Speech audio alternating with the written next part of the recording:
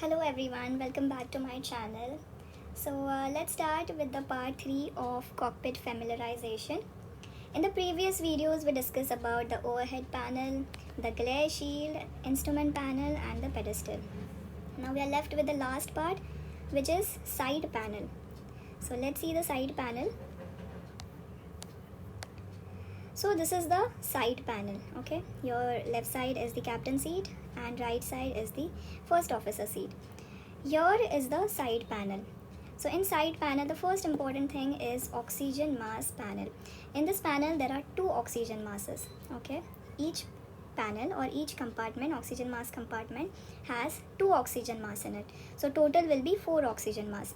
Left side 2 oxygen mass and right side 2 oxygen mass. So total 4 oxygen mass. Then we have a side stick and nose wheel steering. In the left side, this is a nose wheel steering. This is used for taxiing the aircraft, okay? And then we have loudspeaker. This is the loudspeaker. Also this panel, this is EFIS control panel. This also comes under the side panel. So basically there are few knobs. What knobs they are? So PFD knob, ND knob. These are the knobs which are used to increase and decrease the brightness of these 2 displays, okay? PFD and ND. Then we have loudspeaker knob. So this knob is used to adjust the volume of a loudspeaker. Then we have PFD and ND transfer button. So in case PFD or ND anyone fails, so we will press this button to transfer the screens. So this was all about the side panel. So we were discussing about different types of lights on the overhead panel. So the most important thing you need to know is that Airbus follows a light out principle. That means whenever you take off or whenever you are conducting operations, there shouldn't be any light on the overhead panel, okay? So let's see different types of light and what does this indicate. There are few lights also and there are few guarded switch also. So we will be discussing about the lights and the guarded switch. Let's start with the lights first and then the guarded switch. So these are the guarded switch, okay? There are 2 different colors of the guarded switch, black and red. And also guarded switch is fully guarded and partially guarded. So if you see IDG, that switch is partially guarded. And if you see emergency power man on switch, that is completely guarded. So we will discuss that. Let's start with the lights first. So as we have seen in the previous video, there are 5 different types of light. First is the green light. So the green light says that operations are normal. So green light is used for normal operations.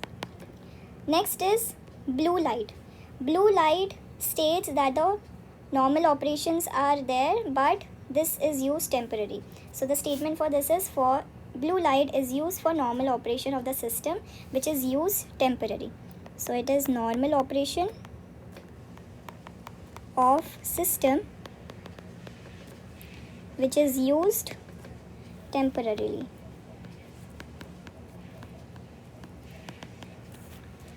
Then next switch is yellow. Yellow stands for caution. This light indicates that the failure has occurred, but no immediate action is required. Then the next color is red. Red stands for warning.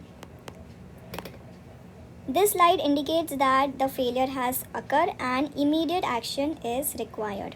Okay. Then the next is white color.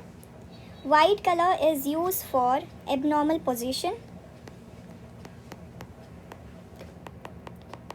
When there is any abnormal position of a system, in that case white light illuminates, or test or maintenance information.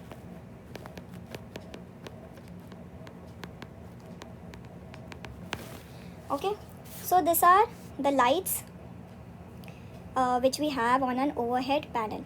Also there are few light which has 2 dots like this, okay? So there is a button, this is a whole push button, but there are dots over here. So what this two dot indicate? This indicate that the corresponding part of this push button is not used.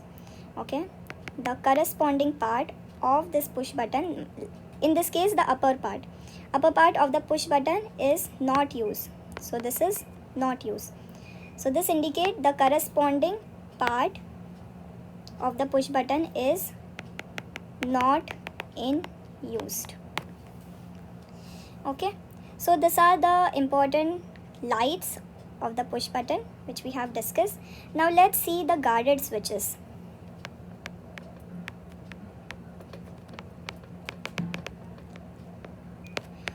First of all, the guarded switches. The important thing which you need to know in guarded switches is that guarded switches require permission from both the pilots. If you want to press the button which is inside the guarded switch, you have to get it confirmed from both the pilots. Okay, PM and PF both should confirm before pressing the guarded switches. Now guarded switches is of two types. One is black guarded switch and one is red guarded switch. And again this guarded switch are divided into two parts. Okay, partially guarded and fully guarded. So let's see what this black guarded switch means.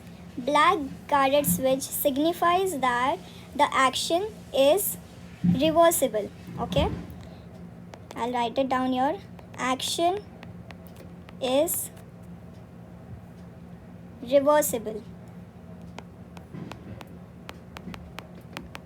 And red guarded switch signifies that action is irreversible.